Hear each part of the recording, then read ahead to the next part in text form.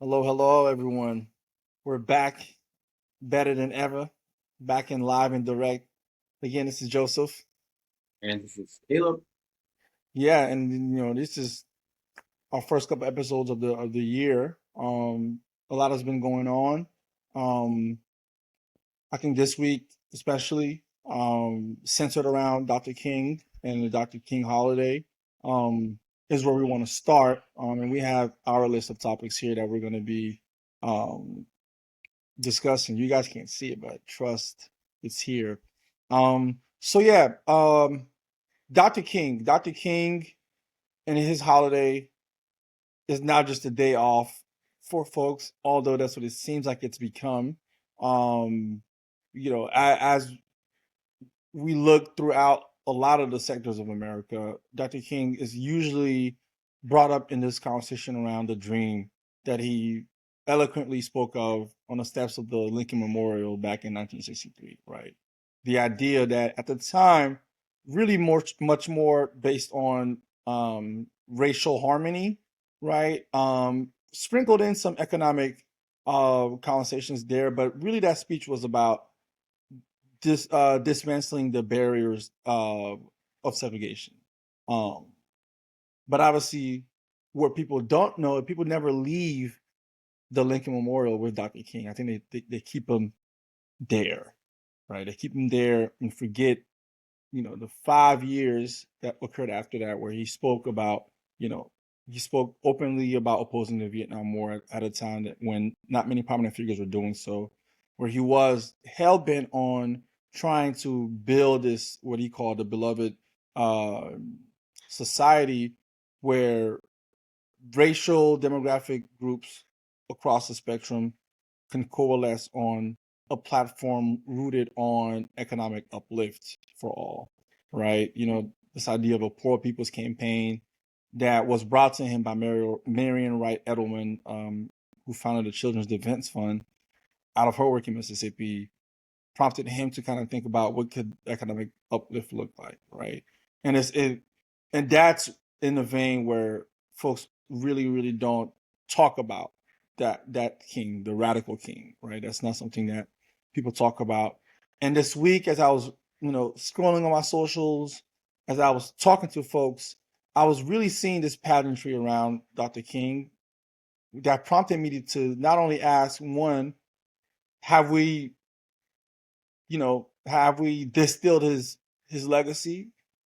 But then two, if we're going to really take a critical look at some of the ideas he was espousing, has his vision for America, what America could be, come true 58 years after his untimely demise, right? So those are the kind of conversations that I was having in my head. I haven't been able to speak this out loud except a couple of times with my little sister and other friends here and there, but a larger conversation that I wanted to have is around that. One, the caricature that he's become, unfortunately, and then two, um, where are we on his vision? So, do you want to offer some opinions on the first one, and then I'll just kind of respond to that, and then Yeah.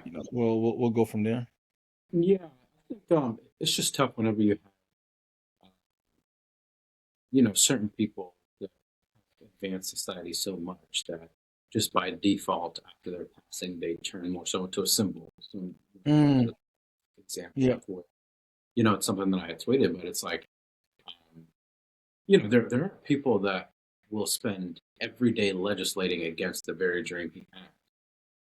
Still Mm, it's something nice about it. And so mm-hmm, just by default, like we don't necessarily have ownership with Dr. King. He's mm-hmm, and it's a common point to make about his lack of popularity before he passed, etc. mm-hmm. But we just know how these things are. You know? So yeah, I understand that part. And then to your point, people differently have a broad spectrum of things that they believe in. This is anybody. And Dr. King was no Sure. different. And I think there are a couple of parts where he was really able to advance and really excel society and Mm, specifically Black folks in the United States. And so I don't necessarily see it as you don't have to adopt all his ideology, but I Mm, think that there are some that are pretty blatant that you oftentimes see folks legislating against. And so, mm, yeah, I think in terms of that, um, the first part of your question. So, it's just one of those things, and people that are actively working towards similar ideals that Dr. King had, which is equality and really pushing the least among thee forward, are mm, obviously going to feel tight, especially during MLK Day, when you go and scroll and see folks who just don't even believe his sense of morality, kind mhm, of virtue signaling and holding him up um, as somebody that they respect. And so, yeah, that usually happens like every year. I think to the second portion of your question, I don't maybe if you wanted to opine on like yeah, no, I can. mm, Yeah, that's really interesting regarding legislators who that didn't even come up for me in my mind. So really good point there. Yeah, I to take it even like a little bit to root it a little bit more on the you know common experience outside of the legislative bodies. I think that this idea that for example for me I'll get back to this topic, but that to what I saw on social media that really um, prompted me to really take a step back and examine all of this Dr. King, I want to say pageantry now, is I saw one of my people that I follow on LinkedIn serve on a panel hosted by a major corporation, like a Dr. King, panel commemorating, I guess, I don't know what they were doing. And, I know the gentleman sort of, kind of, but I can confidently I can confidently place a bet on this significant amount of money that he has not read any of Dr. King's work. Yeah, but he served as a panelist on this thing hosted by a very big airline company that has cut staff, has significantly garnished wages, has cut rollback benefits, right? But they're hosting a Dr. King memorial conversation. So that's where I was like, okay, we've lost the plot here. And we have really, really ratcheted up this idea that, like, I mean, Dr. King holiday is basically like Christmas.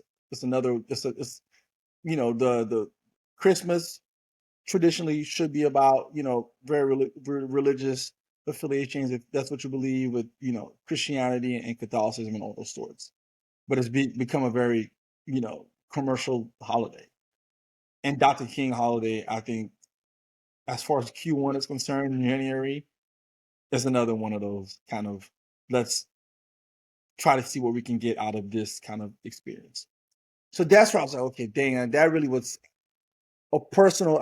I took a personal affront to that, and I was like, man, like he wouldn't have stood for, you know, this type of corporation doing this pageantry around him, without any of really his ideology past that dream speech ever been surfacing. Yeah, 'cause I think folks really see Dr. King as this person who like was really nice and he really wanted people to get along. And who could be mad at that? Like this really nice guy who loved white people even when they didn't love him back. He said, I'm gonna be nonviolent and I'm gonna turn the other cheek.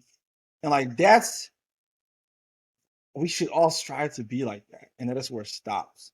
So I took offense to that a little bit, and then maybe we can say that's really not something to be upset about. But I think what I'm upset about is that if this is how we are in 2026, imagine how we'll be in 10 years from now, 20 years from now, 30 years from now, when with the age of information shifting a little bit, you know, folks maybe not tapping into some of the theories as much as they used to back in the day. What is this going to look like in 10, 20, 30 years, the conversation around Dr. King, right? Is it going to be kind of the same what we have around some of our George Washington? Like, he was a really nice guy. He crossed crossed crossed the frozen Delaware River. I think that is human nature. Human nature in what way? Just, as generations, as you move away from the specific person you're celebrating, specific event, myths kind of Yeah. are created around that person. And Yeah. so that, I think part of it is it's both a good and a bad thing, to your point, is that at times it bastardizes the person that, Hmm. but also, you know, Hmm. I mean, the same thing with, like, for instance, for Christianity. There's only a lot of people. There's a breadth of kind of work done around Christianity.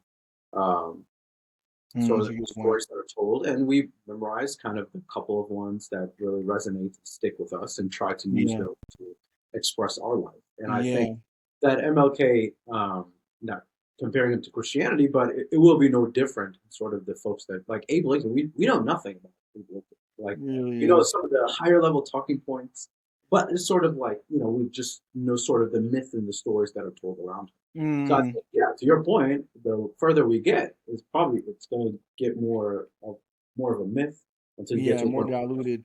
Yeah. yeah, yeah, exactly, That's a diluted. good point that you make right there. I think too, and to add another point to that is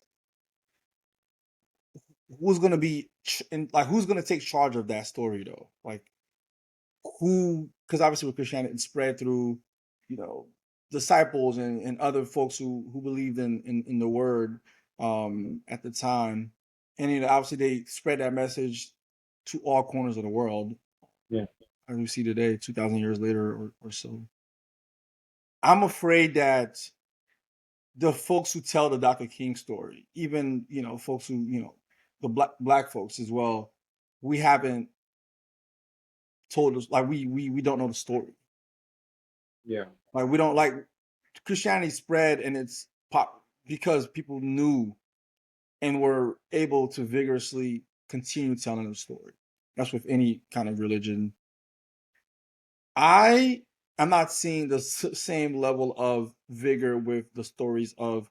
We can put Dr. King aside, but a lot of our civil rights era people. But like, what's the comparison? Because now I think it's better than probably it's ever been, How do because you? I don't know. the distribution of information. But if I wanted to find, like, if this was 20 years ago and I wanted to find an expert, somebody who's done the work in reading Martin Luther King's books, I would just have to go to university or Yeah, just read the books myself. Now yeah, there's great content. Like you said, there's just the same equal amount of trash that's out there. That yeah, there's like high quality, like I can meet, like I can watch you on YouTube who's read a lot more and can give a very specific and fine tuned description of MLK's teaching 20, 30 years ago. Like, I'm gonna have to find you. Like, and I don't even know you exist. I'm gonna have to run into you. 20 years before that, I'm gonna have to read the books. And then if I can find the books, if I can pay for them. yeah, But like, with that comes an equal, if not more, amount of like slop, you know, yeah, the sort of the corporate put together version of this. And so, yeah. yeah, to your I, point, we have to I, be better I at I think it's my listening. point. Like caring. I think caring is really what I'm trying to get to here. Not Mm, not the access of information, but who's going to take charge of telling that story and like really, really care about it is what I'm saying. Like who's gonna, as the generations, the civil rights generations, they're nearing senior age, and those who live the stories are, not just like the people who were in it, but like around those who saw it. Like those messages aren't coming through some of the different avenues that we're experiencing information. Yeah, so I think it's I'm really concerned about like people caring enough to tell that story and for us to really uh engage, buy into it, and take it as our as but pass the baton and really run that race instead of passing the baton and saying, "Man, they're too far ahead of me. I don't want to run this race no more." Right? I'm not. That's what I'm saying. Like the vigor around wanting to understand about this thing. Yeah, not the lack, not the lack of access. Um, is really like where I went to this week. Right? Like, do we care enough? Have we cared? Like, has the care and the intensity and the association with a lot of those pivotal historic moments, is it still there as we're seeing the commercialization of what was a, I mean, and I don't say this lightly, probably one of the most important humans in the modern era, right?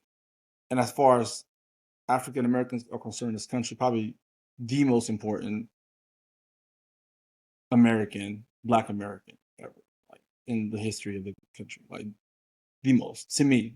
We can debate about it, but yeah, and then we can segue to talk about the fruition of his vision. Do we think it's happening? Have we seen semblance of it? Um, are there pockets of it? Yeah. What do you think about that? Um, yeah, I mean, I think for sure, like, any potentially good response to this is going to be nuanced and a combination of yes and no. I think the only way to get an actual answer is it's like the Jordan and LeBron debate. It's fun to debate because the only true answer is if they just play one on one, if they were at the same age, the same time, etc. And that can't happen. So it makes it fun. So now when we try to debate like what Dr. King's expectation to how reality should be 20, 30 years from now, whether it is, like we're just gonna pickpocket opportunities to where, you on one side, you're at a point where the ability for African American, whether it's economic gain, whether it's social educational gain, um, has probably never been better. Um, and then there are pockets of all those things that I mentioned that at points you can say it's gotten even worse. Like at times, it's a combination of like, um, especially when you bring up like income inequality. And so the separation between the average African American household versus white household is probably wider than it has been, especially in recent history. But the ability for a singular African American to rise at any point is probably the easiest it's ever been in the past 40, 50 years. And so you've gotten to the place where there's so many data points, and you'll see this which each side kind of brings up to suggest whether we've progressed or not. Charlotte Mecklenburg schools, if you're a black student, your ability to educate yourself is greater than it's ever been in the past 50, 100 years. However, Charlotte Mecklenburg schools is also more segregated than it was 50, 60 years ago. So you live in this dichotomy where the opportunity to be equal, the opportunity has never been greater, but inequality has also never been greater as well. And Yeah. so it's sort of a mixed response in terms of Dr. King's expectation. And I believe some of it is going to be disappointing because, like if you tell anybody that you have a country that's $4 trillion in GDP, access to like a simple chatbot that can tell you everything that's wrong with you physically, yet these folks don't even have access to healthcare. And Yeah. so if you give them all those facts, I guess I kind of just convinced myself, you gave him all those facts, he's probably gonna be like, dang, y'all didn't figure out equality, and y'all got like a computer talking back to you. Right. Yeah. No, I mean, and I mean, really good points. I don't disagree with most anything you said. I just want to add on there that he had a conversation around automation and what automation would meant for the civil sector and jobs. You know, prophetic in many ways. Yeah, on an aggregate, I have people on an aggregate have people, and we'll say the communities that he was fighting for, which is really obviously the black community and also just economically ostracized communities.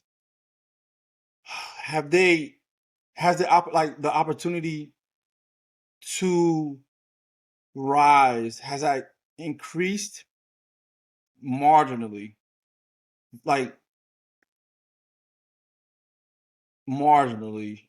And why do I say marginally? I think let's talk about like economies of the, you just the economies within economies, right? So obviously back in the day, you couldn't access a lot of white anything if you were black, but that also meant that there were already kind of like economies within segregation that would allow for you to have a decent, living, regardless of your lack of access to other wealth building tools outside of that community, right? Again, not everyone had that much access to it, for sure, but I think there were stronger local black economies within the system of segregation, which I mean, you had to, right? You had to. That's just what happens. You get segregated enough that you learn how to kind of circumnavigate the bigger,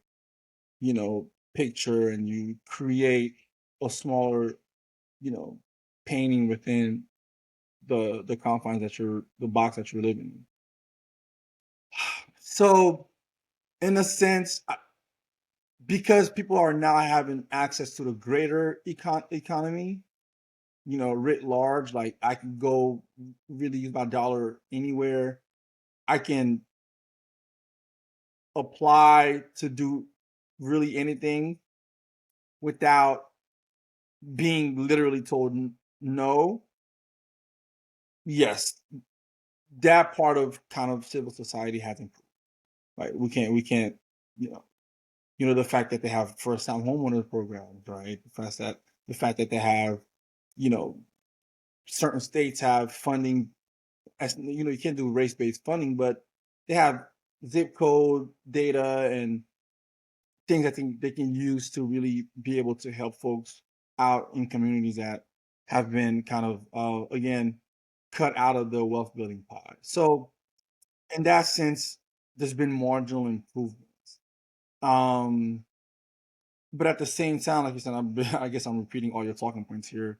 But at the same time, though, when we talk about how what the potential could have been had different guardrails not been placed on a lot of people around housing, around access to healthcare, around access to nutrition, around access to higher education, around access to homeownership, guardrails placed by policymakers, national and at the state level. And by the time that happens, the local folks really don't have much to play with, right?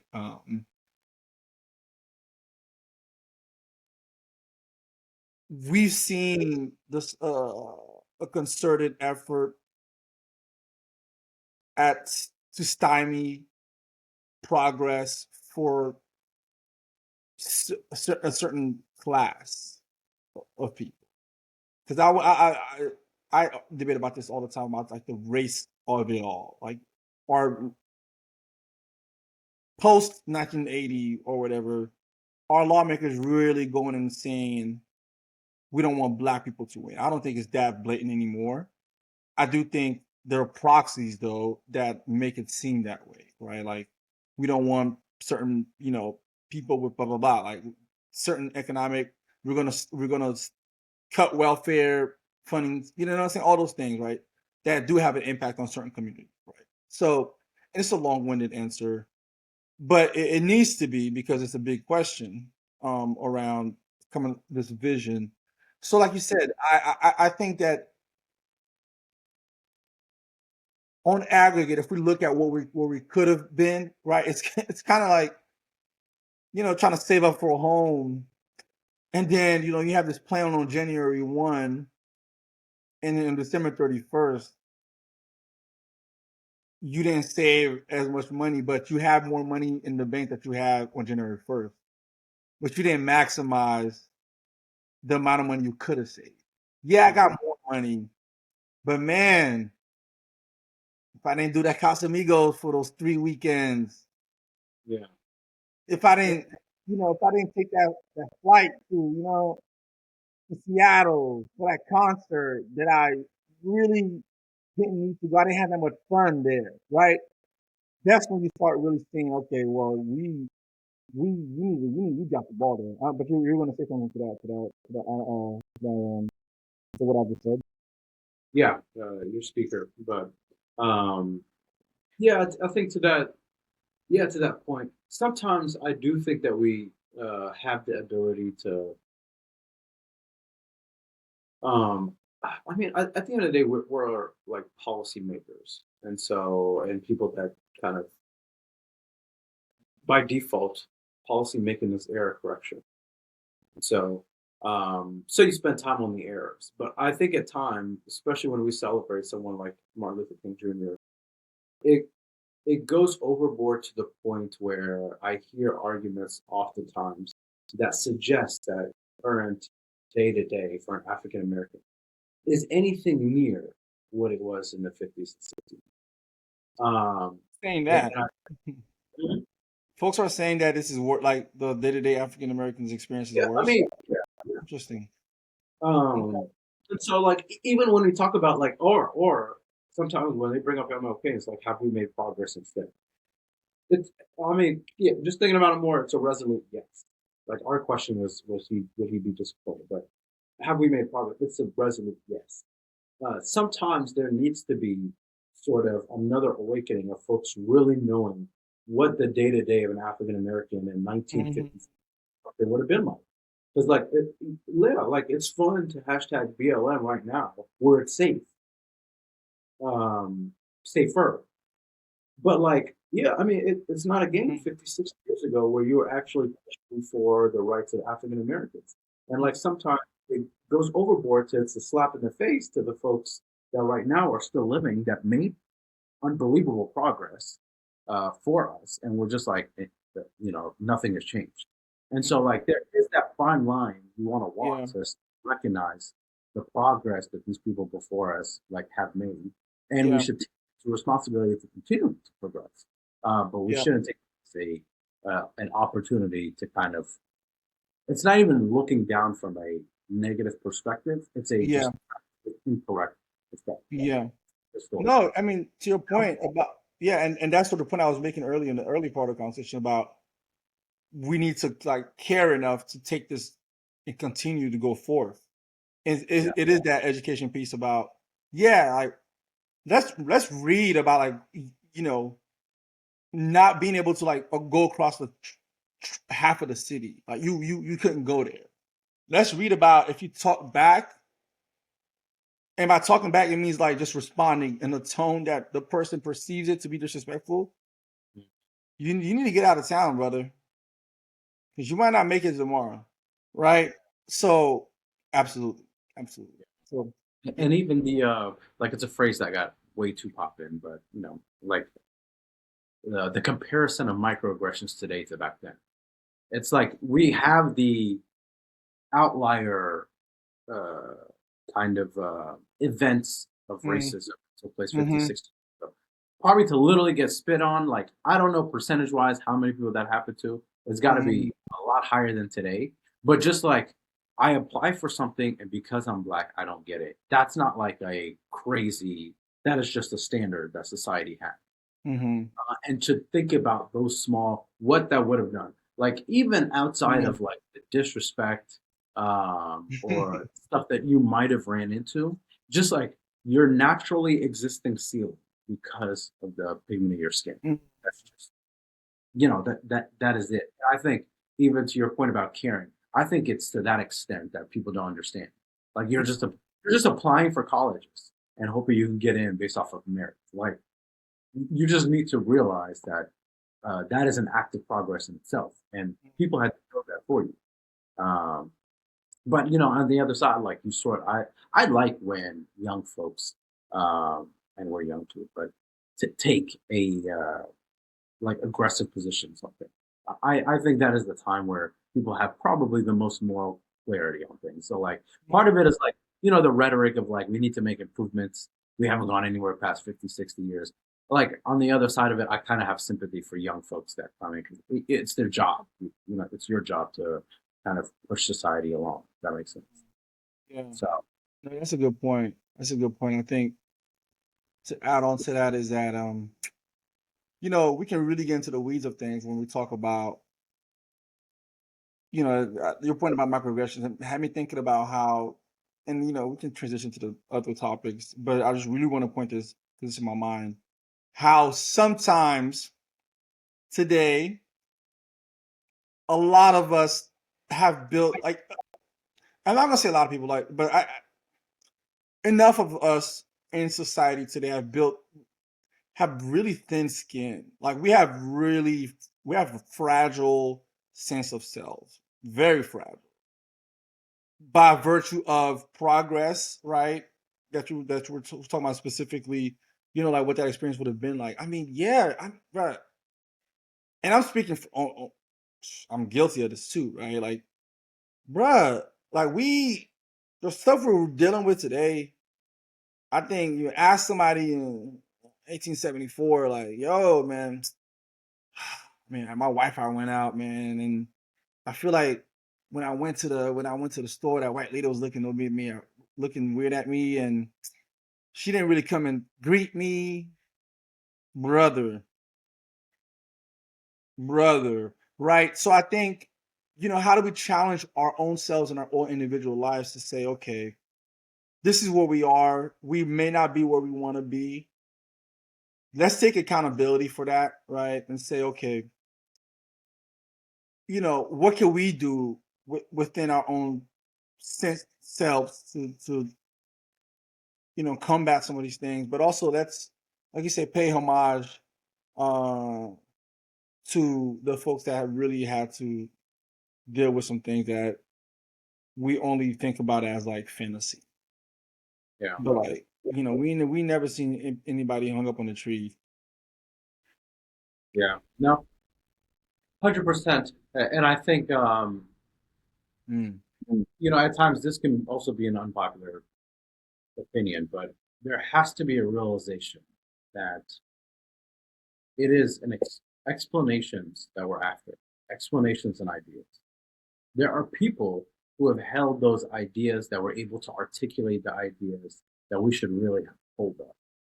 But I think that there is oftentimes, um, actually, yeah, with any leader, with black leaders, MLK, that people have a sense of like ownership, or this is more of a person, like this is not a person. Does that make sense? Like the downside of making when you get away from MLK is realizing that this was another flawed human being yeah, who had great ideas to move society forwards. He showed a level of fortitude that you didn't see then and now, and so et cetera, et cetera. But at the end of the day, these are groups of ideas we should be fans of. We should not also kind of create these religions around certain people because that yeah, essentially pushes us to never question.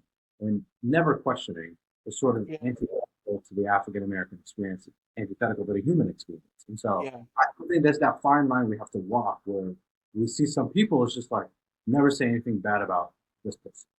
And it's yeah. just, I don't know what that means. You know? Mm. Okay, that's a good point and a good segue. Spend some time on that. Real quick, Mhm. or maybe not so quick. I we were talking about Dr. Trump, LOL.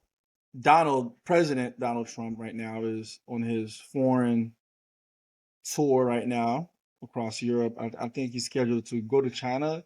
I don't think it's this month, but next couple months. Yeah. Um, so he was at the World Economic Forum earlier this week and had a keynote address that 90 minutes of which, I watched to really understand how I was curious to see really the bravado, if the bravado that he extols here in the US was gonna was gonna be some of the same when he is across the pond over there. He was in Switzerland, I believe. And I mean, he was straight to it. He was straight to it. Told some of the, I think all of the most of the dignitaries, foreign dignitaries, and leaders were there. He straight up told them, "What would y'all be without the U.S.?" He said, "If it wasn't for the U.S., you guys would be speaking German and Japanese right now." Um, Called Somali people low IQ. Um, all of the stuff that he says here said there, and was really calling them to task on NATO contributions, tariffs, and you're robbing us, and we want Greenland. It's in the hemisphere. Denmark hasn't. So I walked away from that speech with two things. One, man, this is a confident, brazen individual who, like, for all he's consistent. For all it's worth, we can throw many words at him, Yep. but he's consistent, and that was interesting to see the consistency even across the room where he's talking directly to foreign dignitaries. Like, whoa, okay. But then two, like, I was thinking about what the experience is like for the other people to hear that love, that type of rhetoric, and what it could mean for relations post Trump, right? That's what a lot of pundits are talking about now. Is okay, we have the upper hand economically because of just history of last 70, 60, 80 years. But what is this going to mean for European leaders going forward? Are they going to now really, really find ways to stop depending on the US? And what is that really going to mean to the strength of the dollar in the next 5 to 10 years when people are really saying, hey, yeah, Trump is gone, but we can't forget the experience that we had. And really, what he was saying was true. We were dependent on y'all, and we don't want to do that anymore. And we're going to find parameters to be a little bit more self-sufficient than we've been. That means, hey, we're going to beef up our military now. Maybe we don't need you to have a base. Think about that. Think about that. An Air Force base in another country. Like, we don't have. That's like, what if Sweden decided to have a base in Montana, right? Like, or Japan's had a base in Louisiana, right? Like, think about like having a foreign military base in your country. Maybe that's not the thing I want to do anymore going forward the next 10 years. So that's why I walked away like this. These are all watershed moments, and I think people usually say this religiously, like, "Oh, we're living in history." I think we are actually living in history, right? And every one of these things is like we need to keep an eye on. We need to have like opinions on, recorded opinions, either written or otherwise, because this is something that, like we are talking about legacy, this is something that 20 years, 30 years from now, folks are going to want to really kind of understand about what the time was for people who were experiencing it in policy, such as yourself, and in research, such as myself. But yeah, kind of, what are your impressions on Trump's current foreign tour, and yeah.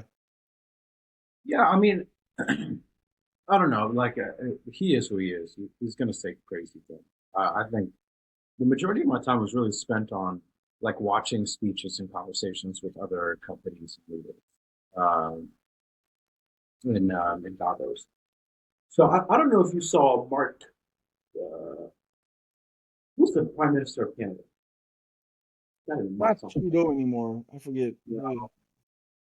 Yeah. Um, anyways, he's from the Liberal Party, but he said the same thing you're saying right now. This is not is, but this has become a watershed moment to where the middle power countries, which he considers Canada and many other countries, especially in Europe, he said, we at this point are the most powerful in this equation, where we don't have to look at either the United States or China.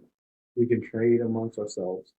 He said, we've upped defense spending by 5%. We're going to continue to do so in Canada by the end of the decade. It should be significantly higher. He said, he said something about like he was just rattling off how many troops they have at the ready. Finland is doing the same thing. The Prime Minister of Finland was essentially saying the same thing. Like we've bolstered all of our ability to manufacturing um, weapons, etc. NATO can continue to trade among themselves, and so like you're getting to a point where they're. I mean, much to your point, they're like, yeah, you're right. We don't have to rely on the United States. Canada is a net exporter. We are the biggest imports of their oil, and so I mean, you get to a point where like they have a point, and so I think in a world where you just have multiple things up at once. Yeah, this could be a potential watershed moment. What does that look like? It looks like complete changing of, we don't want to go far as to say alliances, but sort of being neutral, moving, seeing China as not actually that bad. And so, like, and that's a more dangerous world for the United States from the geopolitical.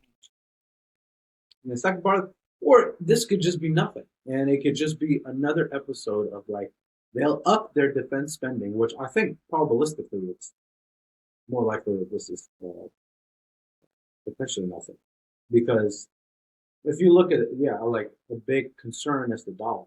So are people using other uh, currencies to back their currency? And so, but like if you see what crypto is currently doing and stablecoin, and the usage of stablecoins with USD as the currency being used, it's getting more and more countries to use the United States dollar, which we all would have never guessed that crypto, the very thing that was created, Bitcoin, that was thing created to become a hedge on the US dollar to ensure safety outside of the US system, is actually being used to onshore more people to use our currency even more. So who would have thought? And so like you have these, and then the second discussion, it was geopolitics and Greenland, and then AI were the two discussions throughout Davos. And the second thing is just AI talent. Europe, hopefully this pushes them. Europe is far behind where you need to be technologically, far behind. And so the biggest and um, best AI labs and models are coming from the United States and they're coming from China. And so the fact that all of these countries that are pretty uh, advanced have no comparable, I mean, there's Mistral in France that is doing relatively well. But like, there's no reason why you have a one like pretty good not pretty good education system. There should be opportunity. I'm sure you have the same amount of kids who are bright enough to be the leading labs there. But like you get to a place when you're, so hopefully this pushes them to become like, okay, if we're less dependent, and I think the biggest thing for technology there is,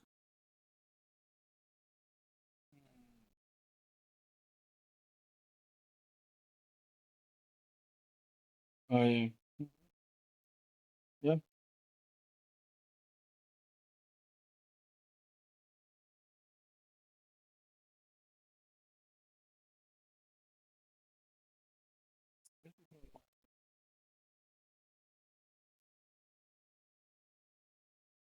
It's recording mine.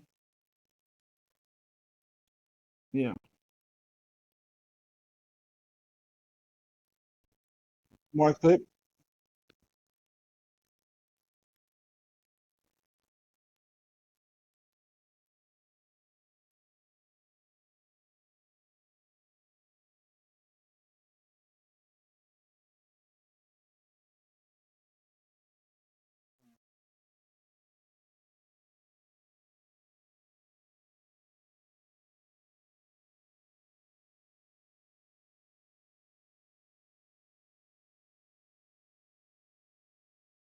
Yeah, I like Gavin. Yeah, I like that.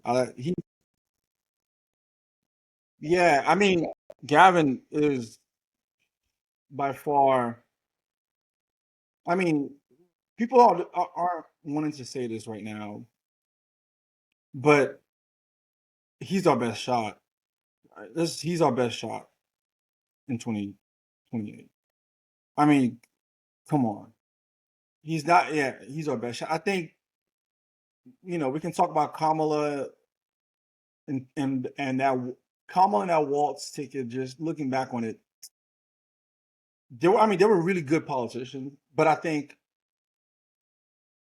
we neither of them were willing to go toe to toe with Trump in that way, right? Like it was kind of like they're like defensive fighters, right? I mean, Trump he was responding. They were responding to though. They were responding to right. It's psychologically. If I'm somebody's hitting me like somebody's hitting me first, and I'm hitting them back. Psychologically, it's like okay, I'm just responding to his. He's an offense right now. Like they were responding to Trump. Trump wasn't responding to them, right? Like it wasn't. He was setting the tone at every single debate. Every I've watched all, Trump. I mean, the Biden one. Trump Biden. He she wasn't offensive enough though because she didn't win that debate. And yeah, and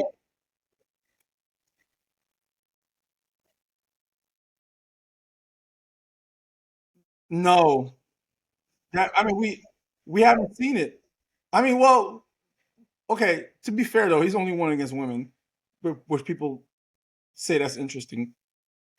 And when he did go against Biden, um,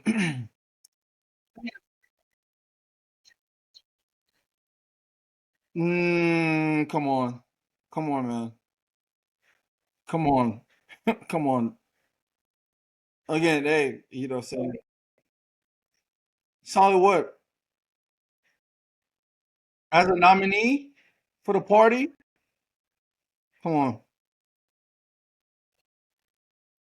I mean, solid. He's not carrying. Pritzker's not beating Vance and whoever's going to be his running mate. Absolutely not. I mean, come on, bro. Are you like? Is he getting? Is he getting out the vote?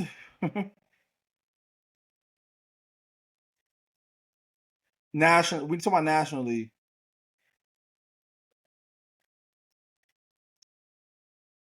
No, I mean, I mean, this is all theoretical for sure. I mean, I'm not. I have a very strong opinion. Right? It's an opinion.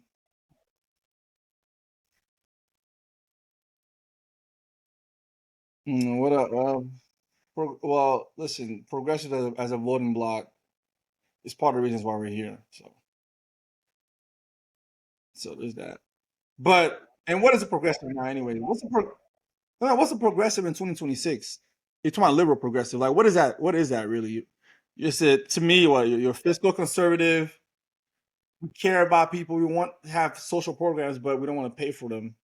I mean, that's what progressive is. Okay, what is a progressive? I mean, that's a very general statement I made. I mean, that's a little bit. I wouldn't call I would call Bernie. I wouldn't call him a progressive. I would call him something a little bit more radical than progressive. On my spectrum,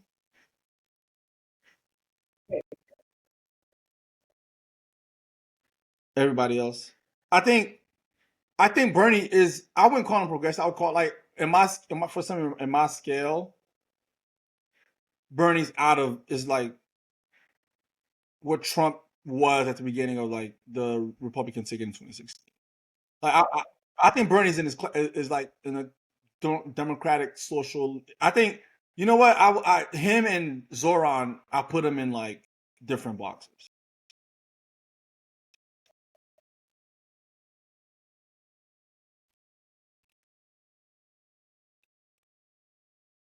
Okay, sure.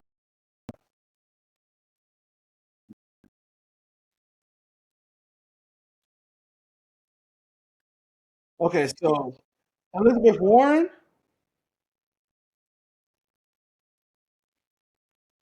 Come on, man. See, and that's the thing. Okay, well, also I I think also when I think about progressive measures, I also think about like race as well, like how what people talk about around race as well. No, no, no. As in, like they're not as forward about speaking on the inequalities that have about the inequalities that have affected certain populations. They're not.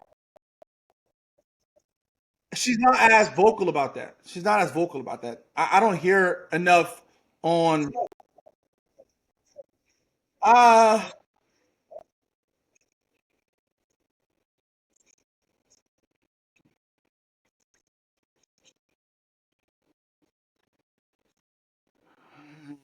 I think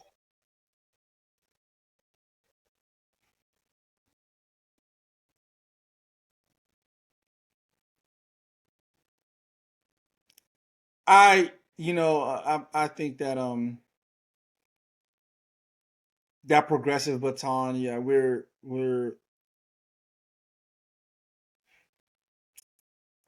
yeah, I don't know. I think, and this is where like my own inner confusion really is too. I think when you start digging around to listening to folks who aren't in politics talk about some of the radical ideas that they have regarding what American society could look like, because you hear so much of the, I mean, and you hear so much of, like, let's just say Malcolm's, Kwame Toure's, Angela Davis. You are inundated so much with their rhetoric. So that's where I'm coming from, and so that's context. So yeah, to your point, I would see why you react this the way I'm reacting, because I mean to what I'm saying, because the paradigm that you're working in is like a little bit too, I would say a little bit more rooted to what's happening, and based on what the political spectrum looks like actually, right? Then yes. So that, yeah, yeah. So yes, those are progressives. But like when we're talking about like like, you said what? That's what I okay. So exactly. So that's okay. So that's the context of what I was working with, and I think it's important to. That's an important context that people need to bring. Like, okay, so are we talking about like revolution, Fred Hampton conversation, or are we like, okay, based on politics and how politics have gone in the U.S. since the 1960s, as far as like actual policies and policymakers and what elected officials say? Yes, okay, for sure, they're on the more progressive side. Yeah, yeah, yeah. Yeah. I mean, it's yeah.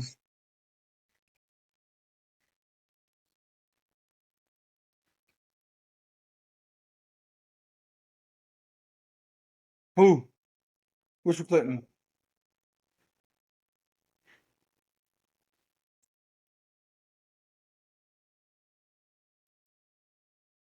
Yeah, Obama. Again, Obama, man.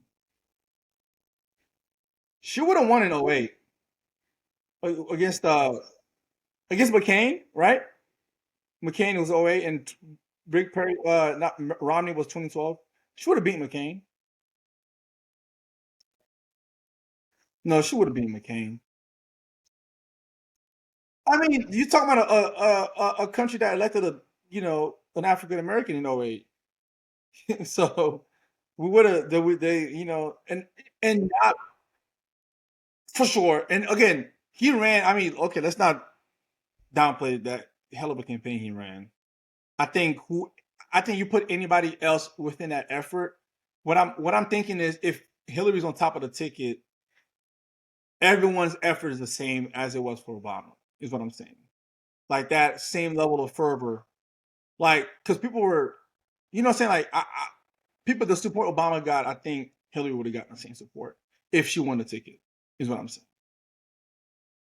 Like the rallying around that flag.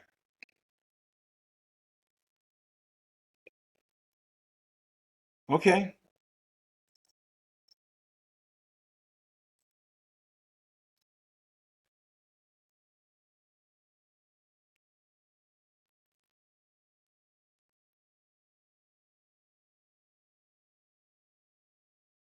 Okay. Okay. Fine. Okay. We can. I think Hillary got very unlucky in '08, and in 2016. I think.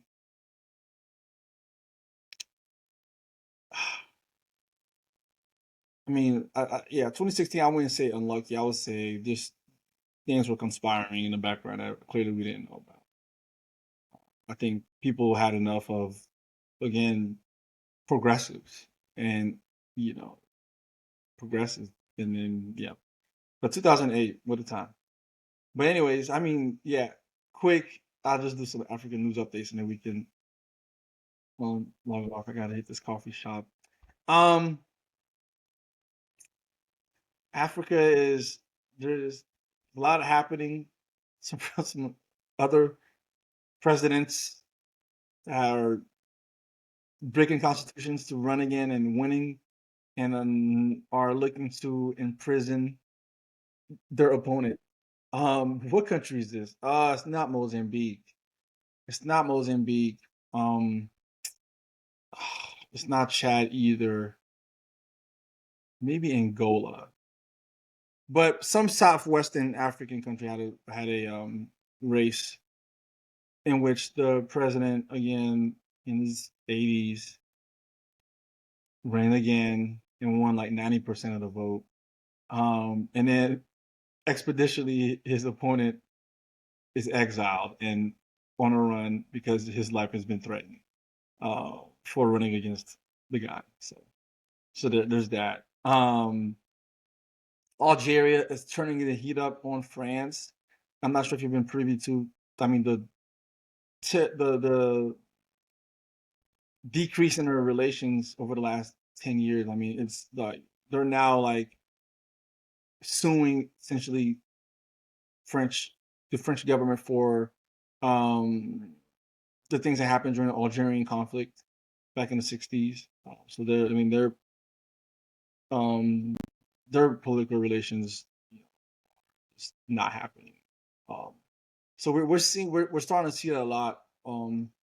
Obviously Burkina Faso, Mali, and they formed their compact. And Algeria is very much anti kind of Western European, specifically French. That's happening. The conflict in the Congo and Rwanda, one of Trump's 8 wars that he ended, is still kind of ongoing. There's still a lot of action and activation around that southern border that's right between Congo and Rwanda. There's people who are being exiled to Burundi. There's like a pretty difficult humanitarian crisis happening at some of those border countries where folks just don't have enough water, there's not enough food to sustain everybody. Folks are dying, right? So there's the humanitarian crisis there at Sudan as well. Still ongoing humanitarian crisis there. And there was a flood in Mozambique. I was talking about climate change, right? Rising floods.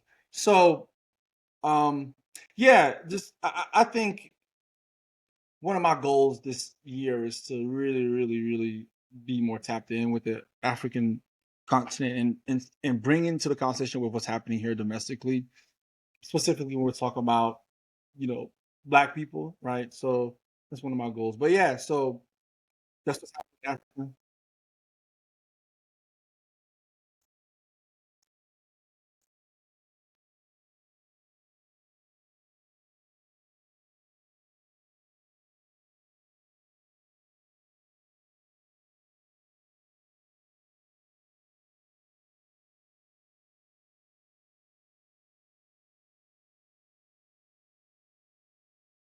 Mhm.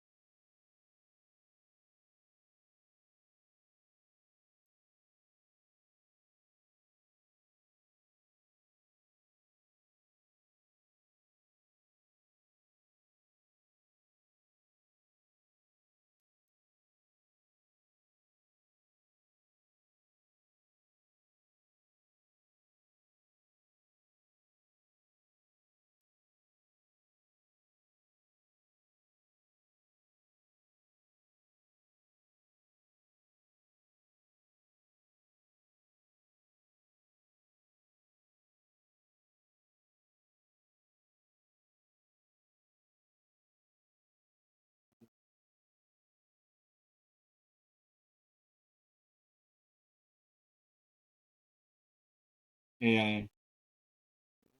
Data centers gonna go crazy over there in Rwanda, man. And but the yeah, because what it comes with we want to have AI, but the rainforests and savannas are gone, boy. You're gonna stick a big block in the middle of the jungle. I don't think they have people in Rwanda, but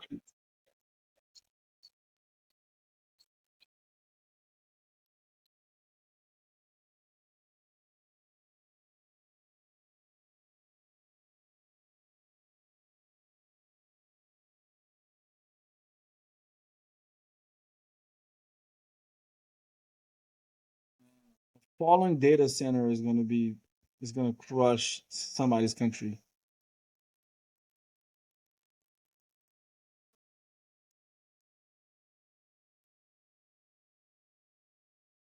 You're right. I know. Hey, listen, man. That's gonna hit like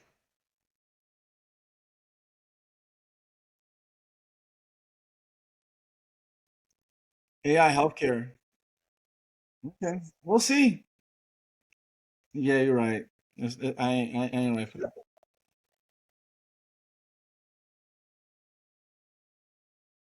But the size of an AI data center, is it that big? I mean, data center big though?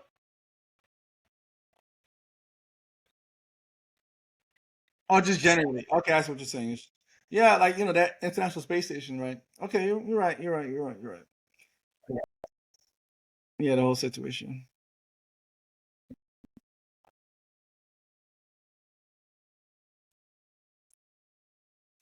No, that's real. A little equilibrium is always nice. Mm-hmm. Mm-hmm. Yeah. Yeah. But yeah, so I mean, we ran up the numbers on here, so we're gonna catch y'all next time. Yeah. Talk to you soon, brother.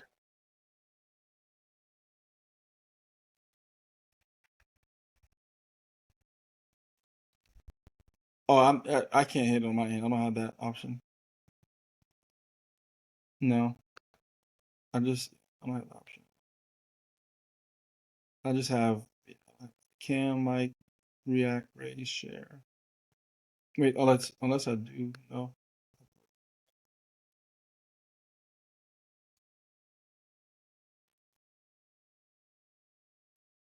Okay.